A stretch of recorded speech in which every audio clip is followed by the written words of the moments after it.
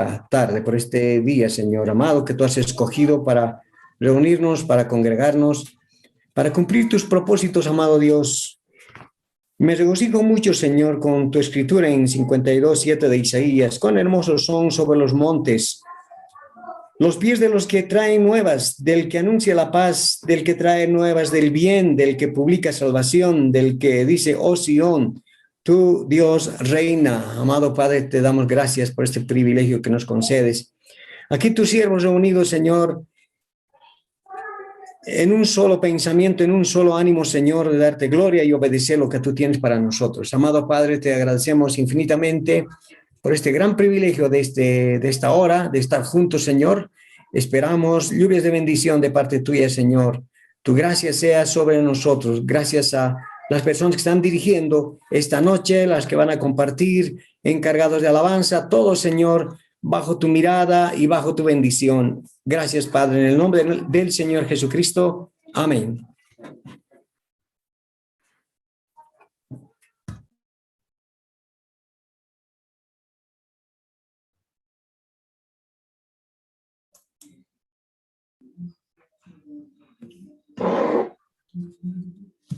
Bien, Ever Gallito desde Paraná, Bien. provincia de Entre Ríos, tiene el privilegio de compartir la palabra con este tema tan especial, la Iglesia en acción. A ver, Ever, ¿cómo Buenas lo podés noches. transmitir esto en 15 minutos? 15. Bueno, puede ser 20. Puede ser 10. Sí. Bueno. Dios les bendiga. Qué bueno es poder escuchar al hermano Juan Coletti, un ejemplo de dedicación y de entrega. Y si hay alguien que ilustra lo que es una iglesia en acción, es la vida de nuestro hermano. Qué bueno que es poder verles y conocer de la obra que Dios está haciendo y cómo Dios lo utiliza. Bien, el gran tema es una iglesia en acción. Le he pedido a Daniel que me ayude con el tema de los PowerPoints. Gracias, Daniel, por esta ayuda. El tema es la iglesia en acción, y lo que Dios espera es que cristianos encendidos y movilizados. ¿Qué es una iglesia en acción? Una iglesia en acción tiene que estar formada por discípulos. Muchas veces nosotros estamos hablando más de creyentes, pero lo correcto es pensar en discípulos. La iglesia está formada por discípulos, seguidores de Cristo, discípulos que están encendidos por el amor a Dios y movilizados por el amor al prójimo. Hay dos corazones allí arriba, uno es Dios, el otro es prójimo. Entonces, encendidos por el amor a Dios y movilizados por el amor al prójimo. Como ustedes pueden si me acompañan, 2 Corintios 4, 6 al 7, van a ver allí que hay una taza en la imagen. Yo también tengo acá una taza. Dice en 2 Corintios capítulo 4, versículos 6 y 7. Esto viene a ser encendidos, ¿sí? Discípulos encendidos por el amor a Dios. 2 Corintios capítulo 4 dice versículos 6 y 7. Porque Dios, que mandó que de las tinieblas resplandeciese la luz, es el que resplandeció en nuestros corazones para iluminación del conocimiento de la gloria de Dios en la faz de Jesucristo. Pero tenemos este tesoro en vasos de barro para que la excelencia del poder sea de Dios y no de nosotros. Y esto es lo maravilloso. Estamos en un vaso de barro, ¿sí? Si pudiera ponerme en primera plana un momentito, Daniel, somos un vaso de barro, y este vaso de barro, que es débil, que tiene defectos, tiene que transmitir lo que es la gloria de Dios. Para esto es necesario que nuestra vida pueda estar encendida. Es necesario que estemos encendidos por amor a Dios. cuando estamos encendidos por amor a Dios, cuando tenemos pasión, cuando somos llenos del Espíritu Santo, la palabra de Dios obra, el Espíritu Santo obra, y no podemos quedarnos sino mostrar la gloria de Dios. Somos vasos de barro, pero lo que necesitamos es el poder de Dios en nuestras vidas.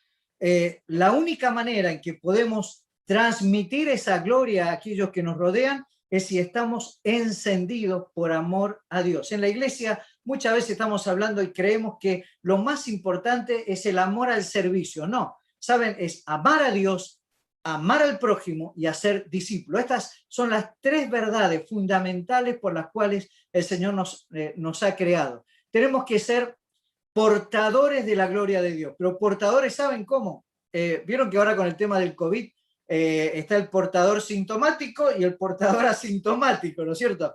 Todos somos portadores de la gloria de Dios. La pregunta es, ¿se nota? ¿Se ve? ¿Se manifiesta? ¿Somos portadores sintomáticos o asintomáticos? Muchas veces nuestra vida solo refleja ese vaso de barro y no mostramos la gloria de Dios porque no dejamos que el Espíritu Santo pueda obrar de una manera completa y poderosa en nuestras vidas. Necesitamos iglesias donde hayan hermanos que estén encendidos con el amor a Dios, encendidos con el amor a Dios. Pero no solo esto, si estamos encendidos con el amor a Dios, el siguiente paso va a ser lo que viene ahora, es movilizados por amor al prójimo. La iglesia que ama a Dios, lo importante está en él y en ellos. La misión es extrema, no es cómoda. Nosotros estamos acostumbrados a la comodidad. El Señor quiere movilizarnos. Dice Hechos capítulo 1, versículo 8, que la iglesia se movilizó. ¿De qué manera? Dice, pero recibiréis poder cuando haya venido sobre vosotros el Espíritu Santo, dijo el Señor. Me seréis testigos, ¿dónde? En Jerusalén, en Judea, en Samaria y hasta lo último de la tierra.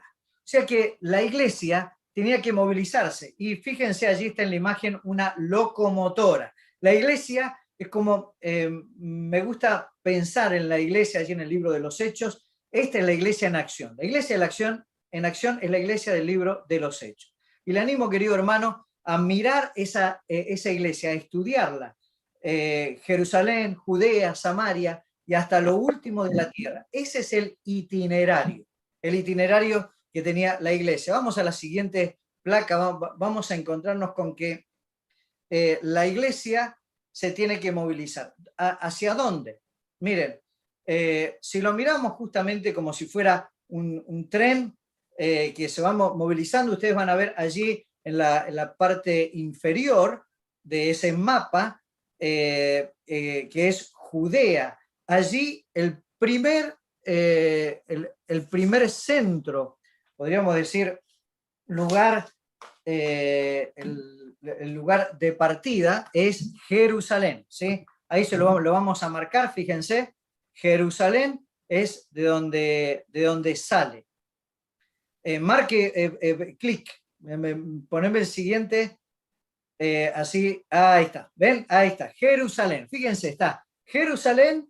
Ese es el lugar de partida de la iglesia. La iglesia, la región, Jerusalén. Y la iglesia es de Jerusalén. En toda la región, allí en Judea, una de las iglesias que era en realidad un ejemplo es la de Jope. ¿Sí? En Judea tenemos a Jope como la iglesia de referencia.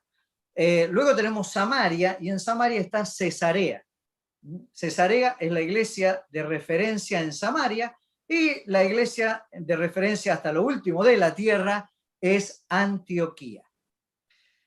Podríamos estar mucho tiempo explicando, no tengo tiempo para ir explicando cada una de estas movilizaciones y de qué manera la iglesia llegó desde Jerusalén hasta Antioquía y lo último de la tierra. Ustedes saben que en el libro de los Hechos están relatados los primeros 30 años de la iglesia. Miren, 30 años de la iglesia y la iglesia llegó hasta lo último de la tierra conocida en ese momento, que era Roma. Pero por amor al tiempo, vamos a ir directamente a uno de los ejemplos. El ejemplo que quiero que compartamos es de la iglesia que muchas veces no se habla, la iglesia de Samaria. La iglesia de Samaria era la iglesia de Cesarea, ¿sí? Digamos, la iglesia de referencia. ¿De qué manera comenzó esa iglesia allí en Cesarea? Y ahí sí voy a dar una pequeña explicación, ¿sí? Allí a Cesarea, en Cesarea llegó a establecerse Felipe el Evangelista. Cuando miramos la historia inspirada allí en Hechos, capítulo 8, la iglesia sale por la persecución, y entre ellos, cuando sale por la persecución, Felipe llega hacia la zona de Samaria, y en la zona de Samaria, hacia la zona central, si podemos mirar el mapa, hacia la zona central vamos a encontrar que hay distintas ciudades. A la ciudad que ustedes ven ahí marcada como Samaria, ahí es donde llegó Felipe para predicar el Evangelio, allí es donde comenzó, en el centro de lo que sería toda esa región en Samaria. Luego desde Jerusalén fue Pedro y Juan para ver qué es lo que sucedía en Samaria, y ellos también visitaron aldeas de los samaritanos al volver allí a Jerusalén. Más adelante, lo que hizo Felipe fue llamado por Dios hacia la zona sur de Judea, y allí se encontró con el etíope. En el capítulo 8, él se encuentra con el etíope, que era un funcionario de Candace. Él era un descendiente de Cam, algo para recordar, ¿sí? Capítulo 8, la conversión de un descendiente de Cam, de los hijos de Noé, ¿se acuerdan? Sem, Cam y Jafet. Un descendiente de Cam se convierte. Capítulo 9, se convierte Pablo, un descendiente de Sem, semita. Y luego, en el capítulo 10, se convierte Cornelio, que es un descendiente de Jafet. Esos 3 capítulos son capítulos muy, muy importantes. De allí en adelante él sube y va por toda la región de Samaria y predica y llega hasta Cesarea. Cuando llega a Cesarea, nos dice allí en el libro de los Hechos, si me acompañan a leerlo, dice Hechos capítulo 8, versículo 40, pero Felipe se encontró en Azoto. Azoto está en la zona de Judea, dice, se encontró en Azoto, y pasando anunciaba el evangelio en toda la ciudad hasta que llegó a Cesarea. Cesarea está en la zona norte de Samaria, es una ciudad marítima, y allí se estableció. Y después desaparece de la escena Felipe. Sin embargo, allí se desarrolló una iglesia de tal manera que 20 años después vemos en escena. Y ahora sí, vamos a ir a las 3 características. Las 3 características, Hechos capítulo 21,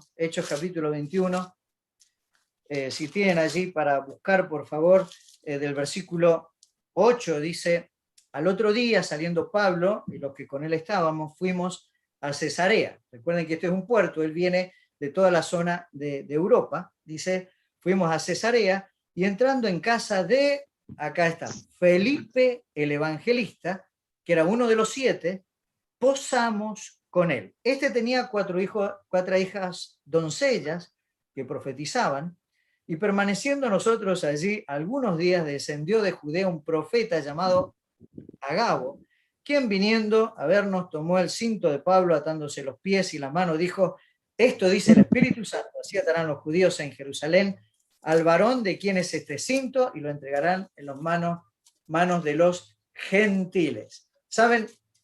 Aquí encontramos una de las características de una iglesia en acción misionera. Tiene desarrollo espiritual. En 20 años hay todo un desarrollo espiritual en la congregación.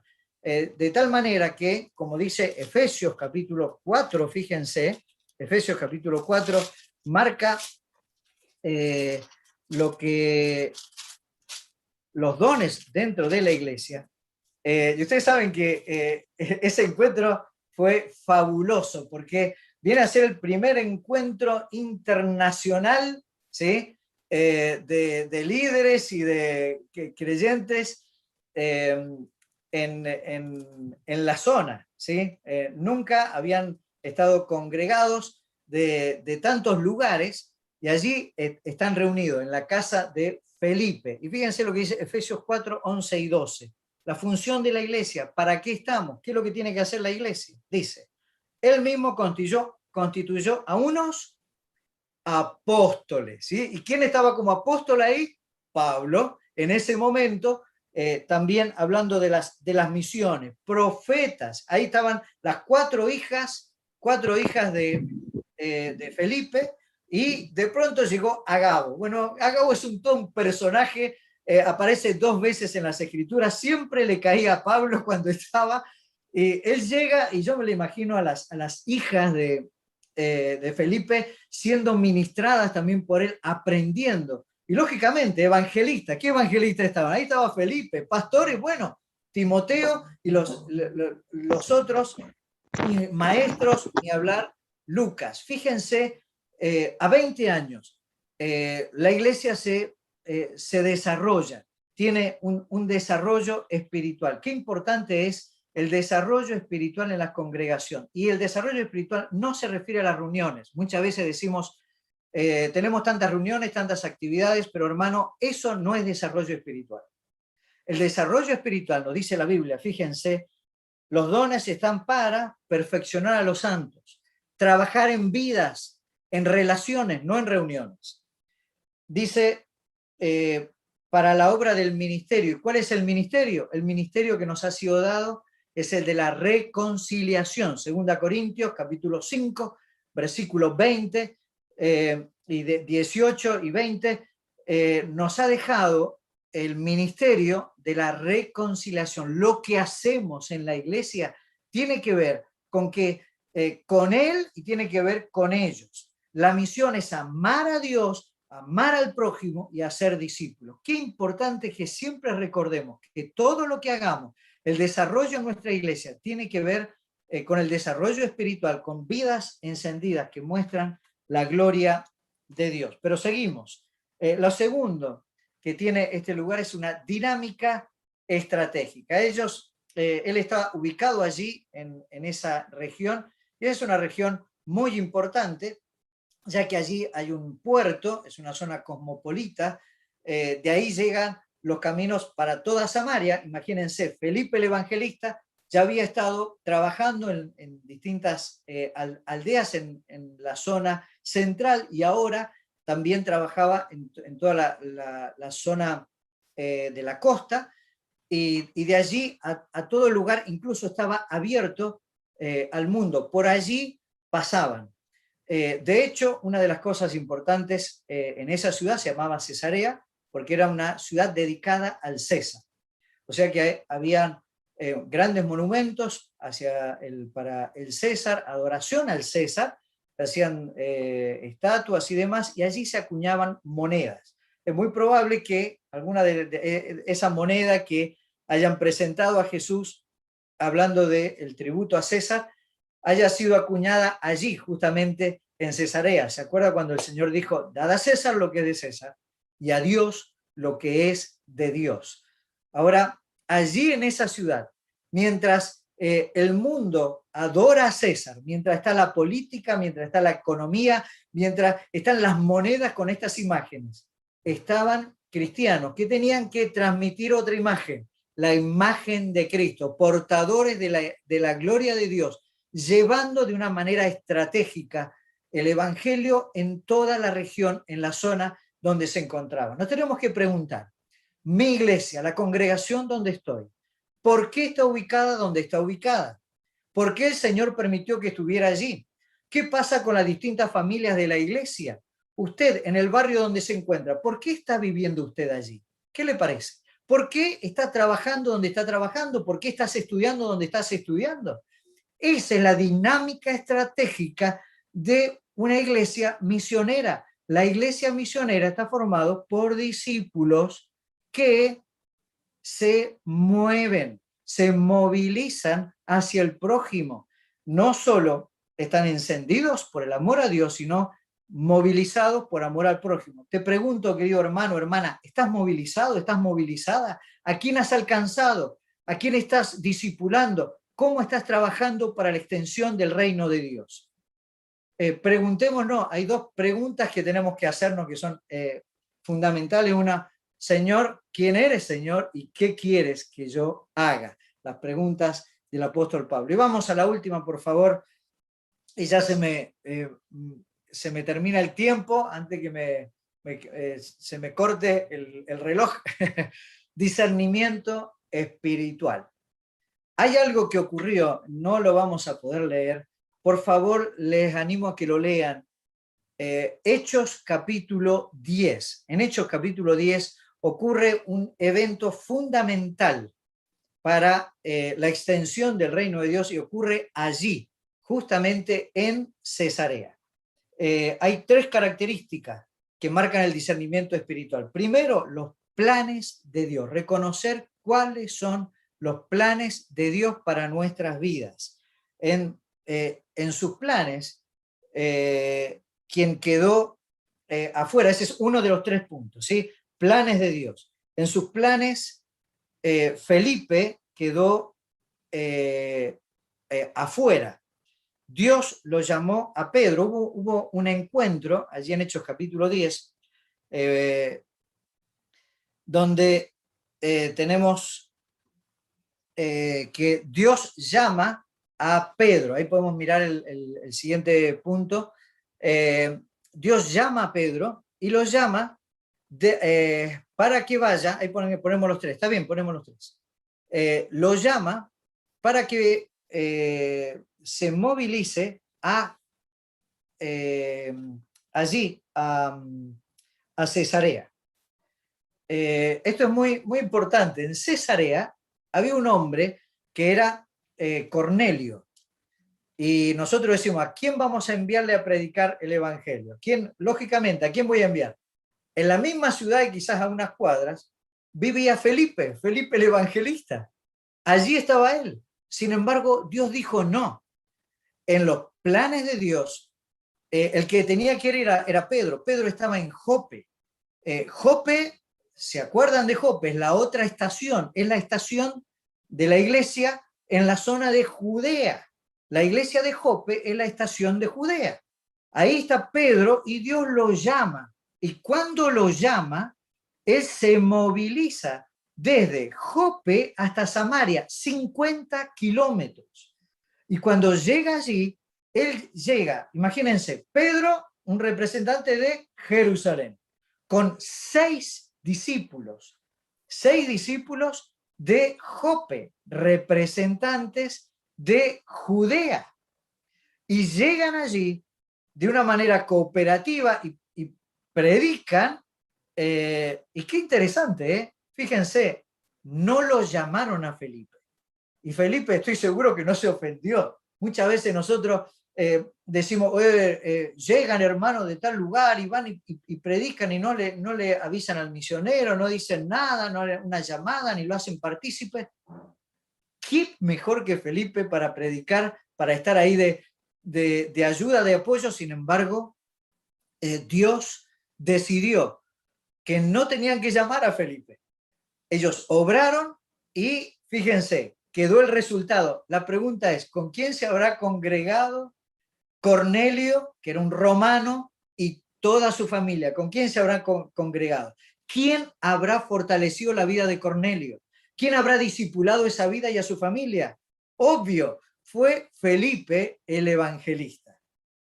Hay un cooperativismo, iglesias que se mueven de Jerusalén y de Judea para Samaria, y después, miren, la otra característica es el enfoque. Pedro y los discípulos, esos 6 discípulos, tienen que ir a Jerusalén. Llegan a Jerusalén para dar cuenta de lo que sucedió en Samaria. ¿Saben? Le animo a que lea allí Hechos capítulo 10. Hay un gran quiebre. Pedro tiene que tomar una decisión y es bautizar a los gentiles. Jamás había bautizado gentiles. Él predicaba el evangelio y bautizaba inmediatamente, pero a judíos, no gentiles. Y en eso Dios tuvo que trabajar en el corazón para que los viera con los ojos de Dios. Él los veía inmundos y Dios le mandó una visión por 3 y le dijo: lo que Dios santificó, no lo llames tú común, no lo llames inmundo. Necesitamos iglesias en acción misionera, desarrollo espiritual, dinámica estratégica y discernimiento especial. Y acá cierro. Permítanme leerle un escrito. Este domingo, el domingo que pasó, un joven predicó y comenzó leyendo un escrito. Le pertenece a él, no es mío este escrito, y le pedí que si lo podía leer en el día de hoy aquí delante de ustedes, pero él tenía un compromiso con los hijos de misioneros. El escrito es de mi hijo, de Martín, y se los voy a leer. Todo lo que estuvimos el domingo, desde que escuchamos, quedamos quebrantados. Al finalizar de la reunión, literalmente, hermanos, hicimos algo que habitualmente no hacemos, pero al terminar la reunión nos arrodillamos todos y le pedimos al Señor de que nos movilice, como cantaba nuestro hermano: levántate, iglesia, reanima ese fuego. Necesitamos el fuego de Dios. No podemos quedarnos con los brazos cruzados. Dice así la poesía: todos quieren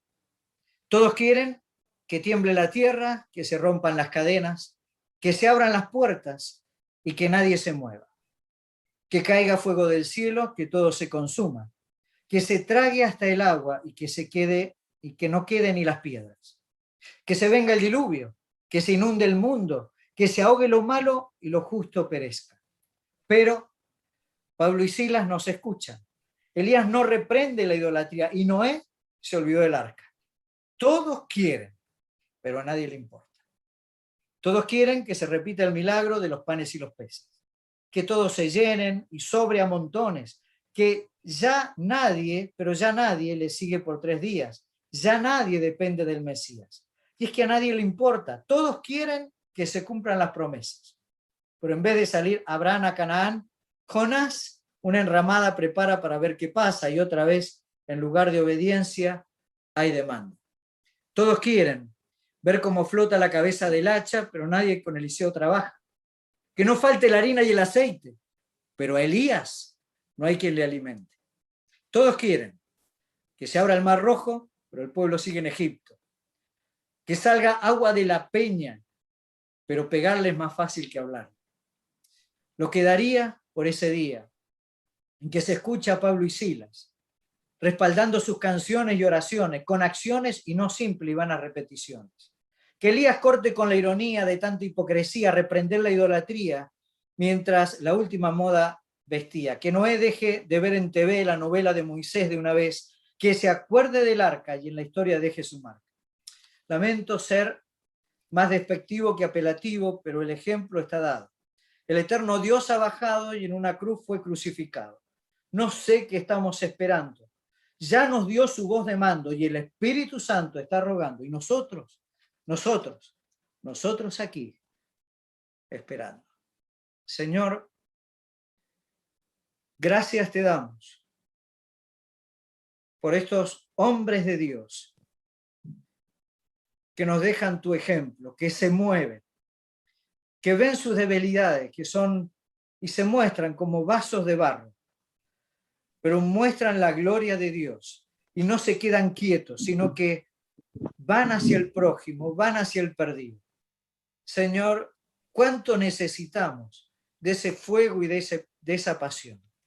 Amén. Señor, llénanos, purifícanos, cambia nuestro ser y nuestra perspectiva.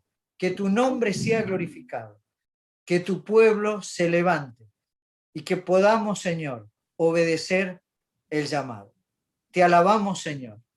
Nos ponemos en tus manos. Queremos no solo escuchar, no solo ser motivados o encendidos, sino movilizados para cumplir con la misión. Que tu nombre sea glorificado. En el nombre de Jesucristo.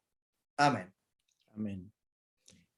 Antes que me gane de mano Juan Carlos, Ever, por favor, hace 4 años en un congreso dijiste que la iglesia está llena de salvos. Bueno. Y dijiste, esto no debe ser así. Sí. A ver, aclará un poquito esto. Yo lo tuve que repensar, ¿eh? Claro, no. Claro, no me acuerdo la frase ahora en estos momentos. Gracias por hacérmelo acordar, ¿sí? La iglesia está llena de salvos, ¿sí? Dios no quiere una iglesia de salvos.